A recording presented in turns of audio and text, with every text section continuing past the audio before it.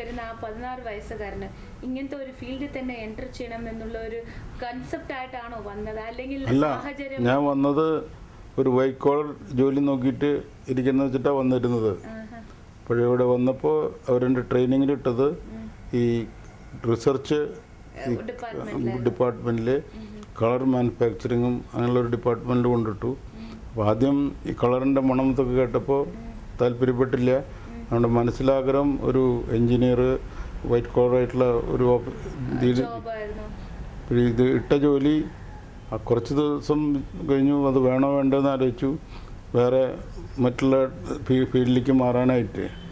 അപ്പോൾ എൻ്റെ ഒരു ബോസ് ഉണ്ടായിരുന്നു, ഒരു ജർമ്മൻ ട്രെയിൻഡ് ആളായിരുന്നു, ഡോക്ടർ കാട്രക് എന്ന് പറഞ്ഞിട്ട് പാഴ്സി.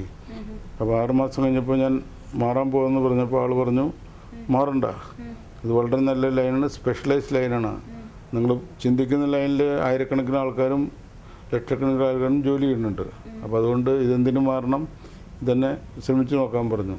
അപ്പോൾ അദ്ദേഹത്തിൻ്റെ നിർദ്ദേശപ്രകാരം അഡ്വൈസ് പ്രകാരം ഞാൻ അവിടെ തന്നെ കണ്ടിന്യൂ ചെയ്തു. അപ്പോൾ പിന്നെ അതിൽ കൂടുതൽ ഇൻട്രസ്റ്റ് എടുത്തു.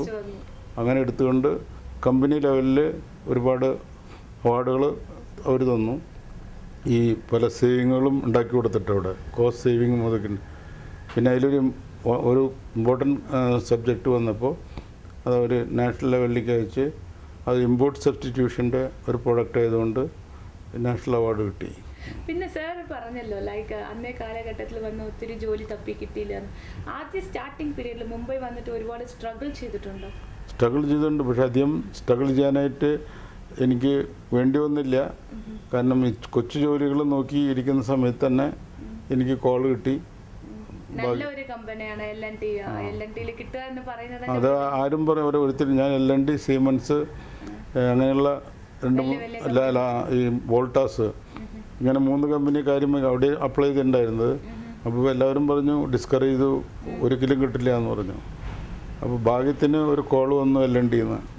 ഈ കോൾ വന്നപ്പോൾ അവിടെ കയറി കിട്ടിയ ഇൻ്റർവ്യൂവിന് പിന്നെ അവിടെ നിന്ന് പിടിവിടാത്തോണം അവിടെ കൂടി അവരായിട്ട് ബന്ധപ്പെട്ട് നല്ലൊരു പേരെടുത്തു, അവിടെ തന്നെ ഒരു നല്ലൊരു അവാർഡ് നേടിയെടുത്തു. പിന്നെ എത്ര കാലമായിരുന്നു LNTയിൽ വർക്ക് ചെയ്തിട്ടുണ്ടായിരുന്നത്? ഞാൻ 78 വരെ വർക്ക് ചെയ്തു.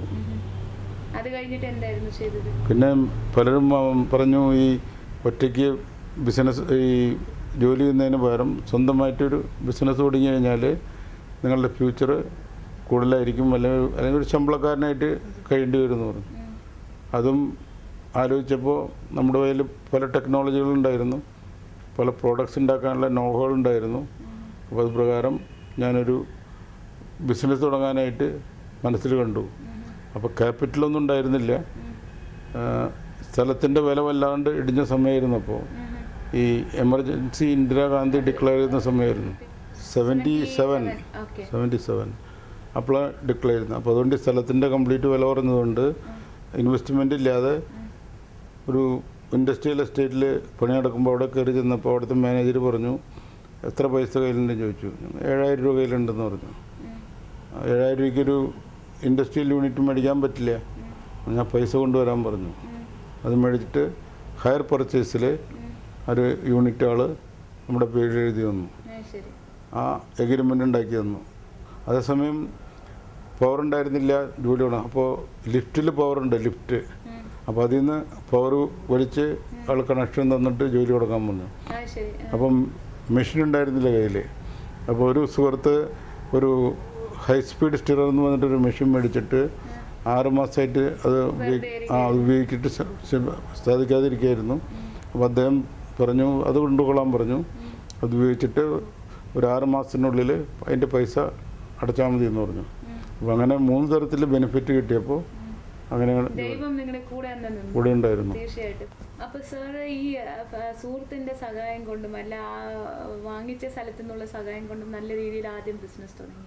അപ്പോൾ എത്ര പേരാണ് ഉണ്ടായിരുന്നത് വർക്കേഴ്സായിട്ട്? ആദ്യം സ്വയം കൈകൊണ്ട് ചില കാര്യങ്ങൾ ജോലി ചെയ്യാൻ തുടങ്ങി. ഈ സിമ്പിളായിട്ട് മിക്സ് ചെയ്യുന്ന കാര്യങ്ങൾ ഈ ചില സോൾവെൻ്റ് ഉപയോഗിച്ചിട്ട് മിക്സ് ആവുന്നത് സ്വയം കൈകൊണ്ട് തുടങ്ങി ചെറിയ രീതിയിൽ. പിന്നെ കെമിക്കൽസിലൊക്കെ കൈയിട്ടിട്ട് തന്നെ ചെയ്യുമായിരുന്നു.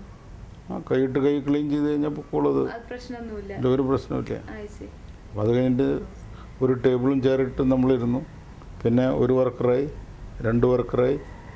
പിന്നെ ജോലി കൂടിക്കൊണ്ടുവന്നിരുന്നപ്പോൾ ഒരു സ്റ്റാഫിനെ വെച്ചു നോക്കാനായിട്ട്. പിന്നെ അത് കഴിഞ്ഞിട്ടൊരു ഓഫീസ് ഉണ്ടാക്കി, അതുപോലെ ഒരു യൂണിറ്റ് വേറെ മേടിച്ചു.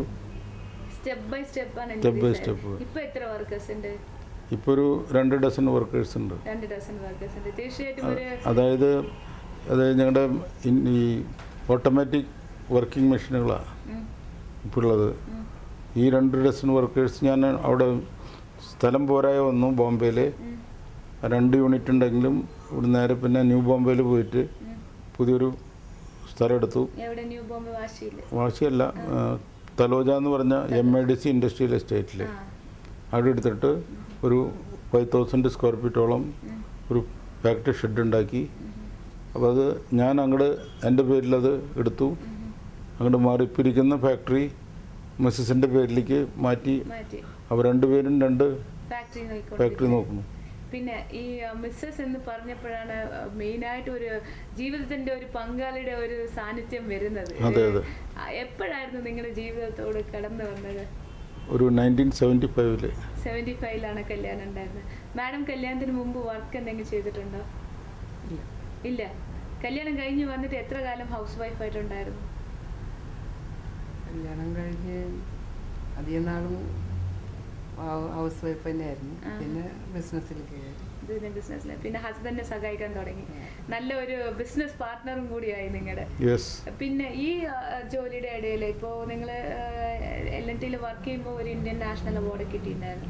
അത് കഴിഞ്ഞ് നെക്സ്റ്റ് നിങ്ങൾ അച്ചീവ് ചെയ്ത അവാർഡ് എന്താണ്? ഉദ്യോഗശ്രീ അവാർഡ്. ഉദ്യോഗശ്രീ അവാർഡ് അത് എപ്പോഴായിരുന്നു? നിങ്ങൾ നൈസ് പ്രിന്റിംഗ് തുടങ്ങിയ ശേഷം കിട്ടിയതാണ്? അത് നൈസ് പ്രിന്റിംഗ് തുടങ്ങിയപ്പോൾ ആയതാണ് 1990. അത് നമ്മുടെ പെർഫോമൻസ് അനുസരിച്ച് സ്മോൾ സ്കെയിൽ ഇൻഡസ്ട്രീസിൻ്റെ വളർച്ചയിൽ കിട്ടിയിട്ടുള്ള അവാർഡായിരുന്നു. ഫാന്റാസ്റ്റിക്. സോ അതിലും അച്ചീവ് ചെയ്ത അവാർഡ്. തീർച്ചയായിട്ടും മുന്നിലോട്ട് ഒന്ന് വരുന്ന അപ്രീസിയേഷൻസ് ഒക്കെ that shows your hard work in business. Definitely. തീർച്ചയായിട്ടും വർക്ക് എന്ന് പറയുമ്പോൾ രാത്രി 2 മണി വരെയും തുടക്കത്തിൽ വർക്ക് ചെയ്തിട്ട് വന്നിട്ടുണ്ട്. അന്ന് ഹോളിഡേയ്സ് നോക്കില്ല, ഈവൻ ക്രിസ്മസ് നോക്കില്ല. ലൈഫ് ആൻഡ് ഡെത്തിൻ്റെ പ്രശ്നം പോലെ ഫൈറ്റ് ചെയ്യായിരുന്നു. കാരണം ജോലി വിട്ടു. ഈ ജോലി വിട്ട് കഴിഞ്ഞിട്ട് പിന്നെ നിലനിൽപ്പിന് ശരിയായില്ലെങ്കിൽ പിന്നെ ആൾക്കാരെ മുന്നിൽ നോക്കാൻ പാട്, നമ്മൾ ഇൻസൾട്ടാവും. അപ്പോൾ എന്ത് വില കൊടുത്തും അത് വളർത്തണം എന്നുള്ള ഇതായിരുന്നു.